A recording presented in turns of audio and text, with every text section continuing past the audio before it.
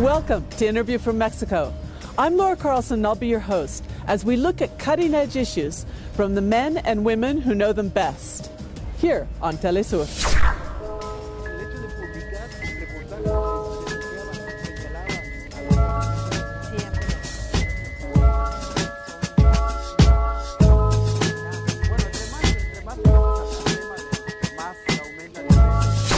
The war on drugs has taken a heavy toll in Mexico, with some calculations of up to 160,000 dead and 500,000 displaced.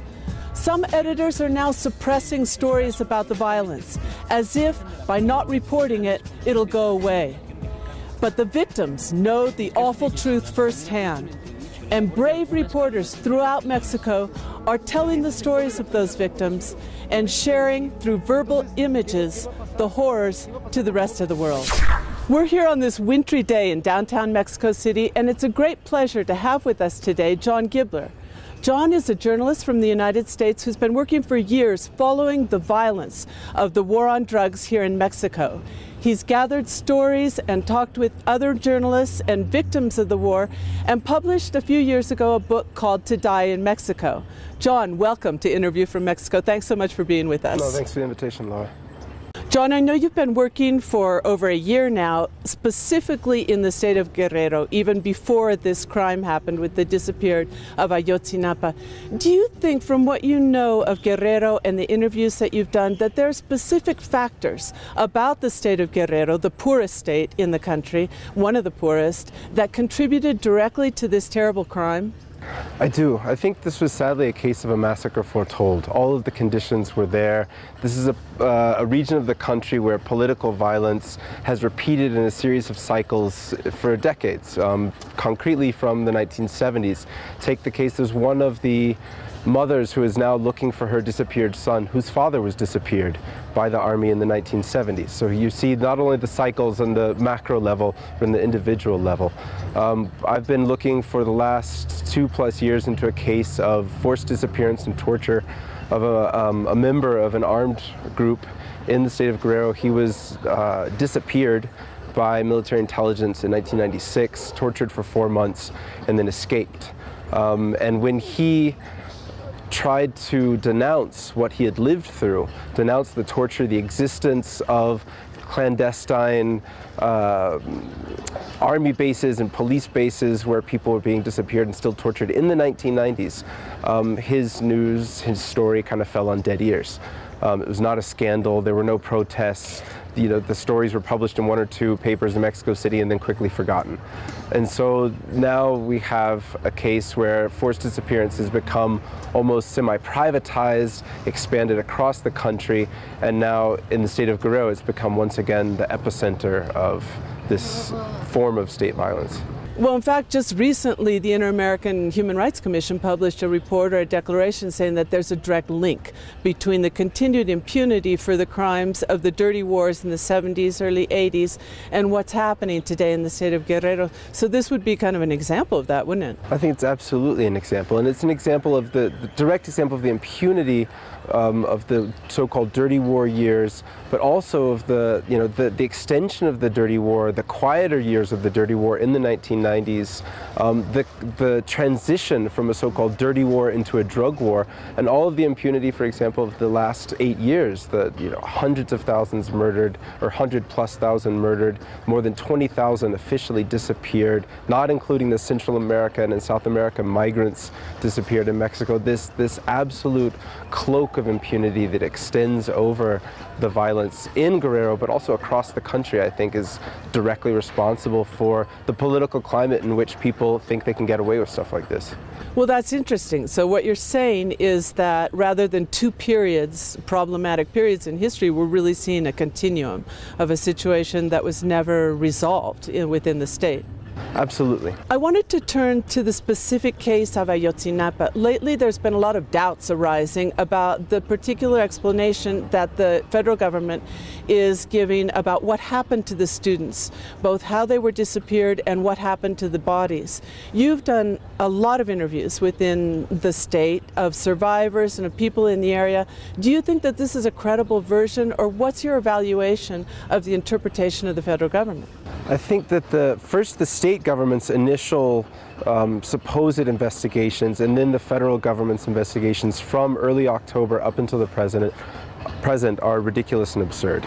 I think the objective of these so-called investigations is actually to cover up something. I still don't know what, we don't know what, but it seems like a cover-up to me, and it seems like the intentionality here is to focus all attention on a kind of cartoonish version of a narco couple, a narco power couple in Iguala, and that can then explain how the entire night shift of the municipal police carried out a coordinated military strike against 5 buses of students and a bus of a soccer team in 3 separate locations over a series of hours, right?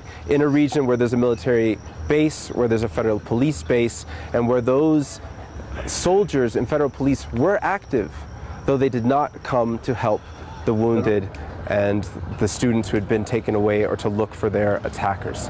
The interviews that I've done with survivors and other witnesses of the attacks paint a very different picture than what the government's saying. And the first fundamental issue is the government's theory is based exclusively on 3 supposed confessions. Here we have the perennial national crisis of the Peña Nieto administration, and their investigation is reduced to 3 supposed confessions. That seems to me flimsy and ridiculous. And in those confessions, when they ask the supposed confessed killers, why did you do this to these young people? They say, well, they told us they were going after the mayor's wife. And so that's why the police stopped them. And that's cornerstone, that's a key to the government's theory, is that the students in some way are responsible for what happened to them, right? Because they bit off more than they could chew, they went after something that they didn't know the full extent of its nature, right? This narco couple. And that's patently absurd, and it's completely false. The students never arrived at the DIF's 2nd annual report back in the Civic Plaza of Iguala. They didn't go there. They were never there. So there's no way to say that they were attacking it, that was the plan, right? And now there's at least some evidence that some confessions were obtained under torture. Well, John, we're going to take a little pause now, and let's go sit over here and continue the discussion. Sounds good. Fui golpeado brutalmente, a casi de dejarme muerto, ¿no? Ahí le dejaron ahí tendido el cerro, ¿no? Pero bueno, sobreviví y estoy acá ejerciendo igual periodismo.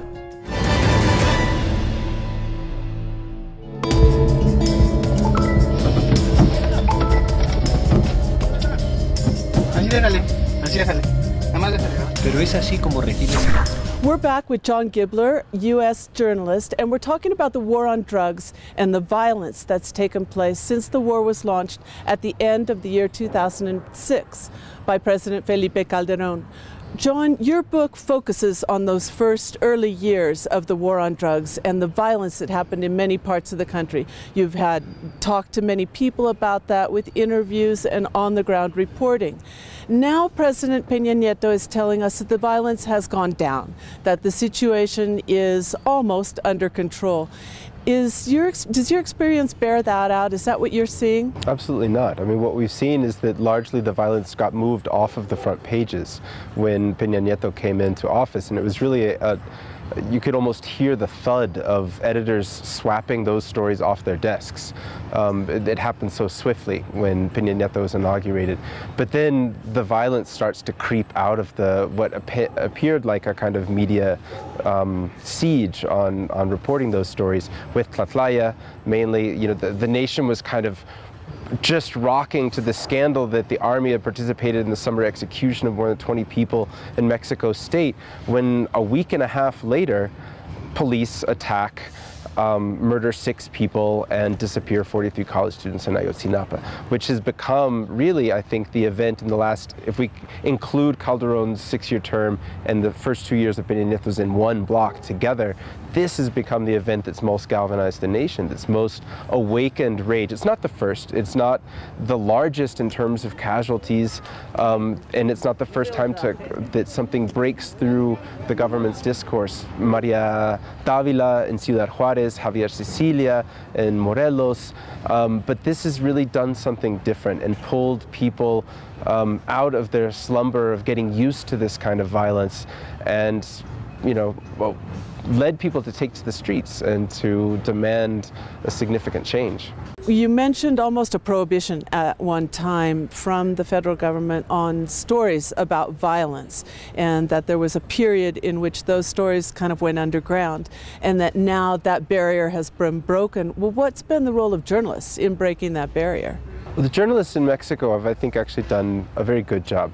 There's a lot of work to do, but Mexican journalists didn't go quiet when the editors wanted them to. A lot of them left their newspapers, left their media outlets, but they kept reporting. So, friends like Daniela Rea, who leaves Reforma, but starts working as a freelancer for magazines and on a documentary. Or Marcela Turati, who moves as a freelancer and then later to Proceso magazine. Diego Sorno, who leaves Milenio, but then works as a freelancer for Gato Pardo and other magazines. So the reporters kept working, but they, little by little seemed to move out or get pushed out of a whole generation of Mexican reporters, excellent Mexican reporters, moving out of their national dailies and into freelance roles and independent roles, what does that mean? There's also an upsurge of alternative press reporting in Mexico, which I think is really amazing. It's largely internet-based at the moment, but they also work with a lot of community radio stations. So websites like Subversiones or Radio Regeneración, Radio Zapatista, Radio Chimia, there are a lot all over the country who've also kind of stepped up to meeting the challenge of trying to break the government silence and the media siege, and to travel across the country, interview people, talk to people, and tell the stories. To include the voices of the victims, which has been something that's been so important, and especially in this case, because their voices are telling a story that's often quite different than the version that the government is putting out. We know that this comes at considerable risk to journalists. Mexico is infamous for the attacks and even the murder of journalists in the country. Do you think that situation has gotten any better, or how do you see the situation for journalists here in Mexico? Alejandro Almazan said at one point when he was writing about Rio 12 in Culiacán, he said, in Culiacán, it's a danger to be alive. Es un riesgo estar vivo. And so I think it has not gotten better. The cloak of impunity that surrounds all crimes surround the crimes against journalists. Luckily, the journalists have not backed down. But I think just yesterday or today, the National Human Rights Commission came out with a report saying that more than 90 journalists have been murdered in Mexico since 2010. 4 years. So it's not gotten better, it's gotten worse.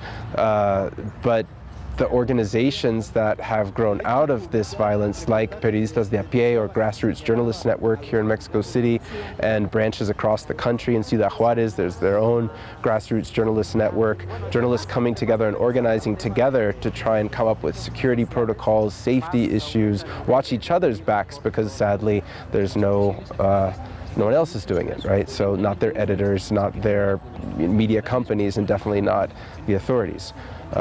So the bad news is that the violence against journalists has not improved, nor has there been any kind of official justice in the cases of the more than 90 journalists murdered just in the past 4 years. The good news is that journalists themselves are organizing, and they're staying true to their missions. And have you ever received a threat or an attack working as a journalist here in Mexico? First, I asked that question in an interview several years back to Javier Valdez in Culiacán, and he's told me every day is a threat. Just going to work is a threat. Like sitting before your computer and knowing that there's absolute impunity, that is a threat.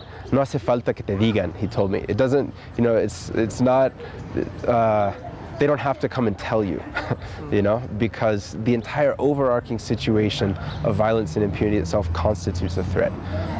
In my work here in Mexico, there was a period where I received a couple of aggressive text messages, but I have not received a direct death threat or something like that. Well, hopefully you can keep safe in the important work that you're doing. We'll take a short pause now and be right back.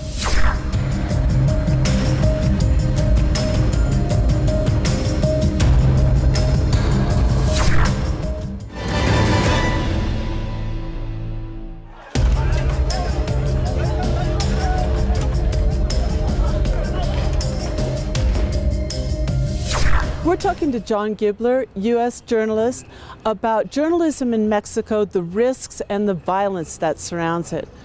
John, I know that you write for an international audience, and it's not always easy to translate not just the language, but the political culture and what's really happening on the ground in the United States.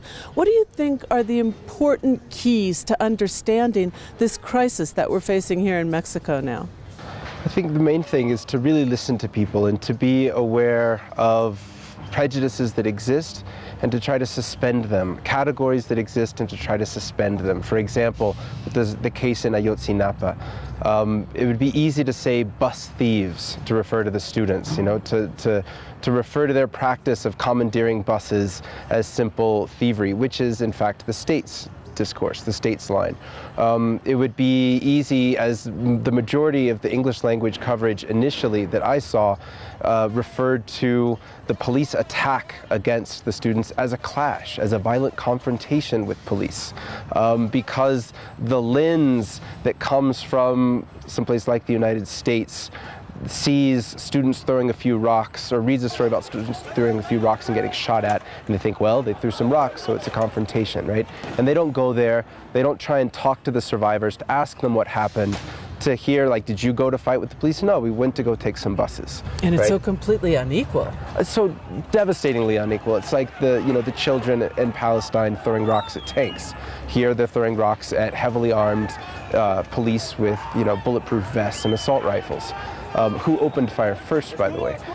So the key is to writing for an international audience is also to kind of imagine what would be the kinds of perhaps unintended prejudices that readers might have and how to subvert them by listening to people, by going places and talking and trying to think deeper and suspend one's own categories, and realize that Ayotzinapa doesn't directly translate into English the United States political culture, because it's not the United States or the United States political culture. It's a very different political culture, which is Mexican political culture, and here in the state of Guerrero.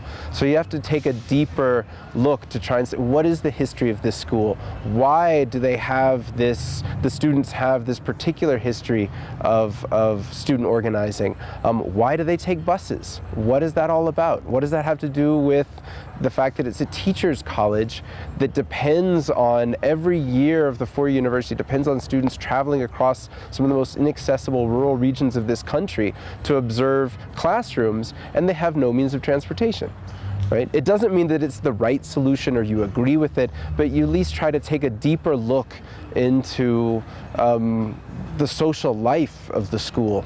I don't know. So it requires a lot more background. And you mentioned unintended prejudices, but we also see a lot that the mainstream media is purposely fostering certain kinds of prejudices. How has the mainstream media handled this latest crisis in Mexico? Absolutely. Well, I mentioned, perhaps unintentional prejudices on behalf of readers, but obviously there are, I think, especially in analyzing the U.S. English language media coverage of Mexico, there is a deep and insidious class bias and also racism, which has become right now, again, it's always been the perennial political issue of the United States right now. And you see the debate of, so many people trying to deny that it even exists.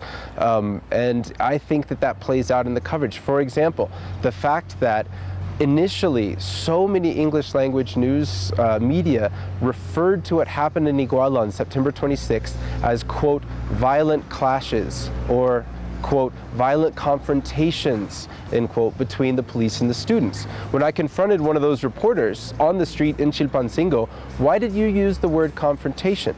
His first response was, did I? And then when I said yes, he said, well, I wasn't there, so I can't call it an attack. That logic to me is either patently absurd or it reveals some kind of a class-race bias there, right? Because these are, indigenous and campesino brown people from one of the most destitute regions of the country, they're getting shot at by police. You assume it was a confrontation, you assume it was a violent clash, right? And you don't simply go talk to them and ask them what happened so that they could tell you the story and tell you that they were attacked. Yeah, I think it's a major problem that there are these assumptions both on the part of the readers and on the part of the reporters who are supposedly covering. And that's why it's so important that there are other reporters that are carrying the voices directly of the people who are involved and are taking a deeper look at a lot of these problems. Now, I know that another way that you connect with readers is by connecting with their own experience and their own context. And specifically, you've been connecting this crime of Ayotzinapa with the U.S. government responsibilities. Can you explain that a little bit? Absolutely. First off, the overarching responsibility of the United States here, and being the chief exporter, the imposer on the whole world, and right now the epicenter is Mexico, of a so-called war on drugs. The entire model has been a colossal, brutal failure if it's measured. If its success is public health, right? That's supposedly what it's about. It's about like protecting people from dangerous substances, right? And then crime that's related to the trafficking of these substances. But what it does at every step is to increase the strength of the market for the illegal substances it claims to target. So the drug war itself is a marketplace, and every time the war marketplace strengthens and grows, the drug marketplace also strengthens and grows. So you have 40 years of a so-called drug war, where at every step the drugs have gotten drugs more readily available at cheaper prices, and the war causes more casualties, more human suffering and human pain. Now, concretely, in the last few years, the United States made a bet on the Mexican armed forces as being the kind of impenetrable area of the Mexican governance that would not be susceptible to corruption, and would thus be able to really honestly now fight this so-called war on drugs. So the United States has been to the tune of billions of dollars through the so-called Merida Initiative and other programs directly funding the Mexican military and the federal police. Now look what just happened in what has become the gravest, most shocking crisis of the last 8+ years of the so-called drug war in Mexico. Over a course of 3 hours, municipal police and ununiformed masked gunmen attack 5 buses of college students and a bus of a youth soccer team in 3 separate locations over more than 3 hours. There's a federal police base there, there's an army base there. These are the people who've been receiving U.S. funds, U.S. training. What did they do? What did those 2 institutions do? The federal police patrolled the area. The army had a roadblock on the outskirts of the city, and they went out into the streets around 1 o'clock in the morning to kick wounded students out of a private hospital. That's what they did that night. Did they interfere to try and stop bloodshed, stop a gun battle, stop the attack? No. Did they pursue the attackers? No. That's a dramatic contradiction. John Kibler, journalist, author, thank you so much for talking with us today. Thanks so much, Laura. And thank you. We'll be back next week on Interview from Mexico. Don't miss it. Soy periodista que sirve a la sociedad, sobre todo. No le sirve al gobierno, le sirve a la sociedad. Mi razón fundamental de existir, yo tengo que informar a la sociedad porque queremos otro tipo de sociedad en México. Si nosotros dejamos de decirlo, si ese sector de la prensa comprometido lo deja de decir, entonces, ¿qué va a pasar con nosotros como país?